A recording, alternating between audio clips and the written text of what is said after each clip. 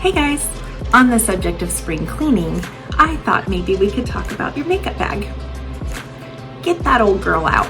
Let's see what's going on in there. I want you to keep in mind that as you go through, just empty the whole thing out and only put back what you actually use and what's not expired. Now, most of the time they don't have an expiration date written on them, so I want you to keep in mind that most products fall into the category of either a liquid or a cream or a powder. Okay, so most powders are gonna last about a year. If you've had it longer than a year, toss it, okay? Most creams and liquids are gonna be 3 to 6 months. So if you've had it longer than 6 months, probably a good idea to replace it. And if you have a color you love, let me know that too. I can help you find something that matches it.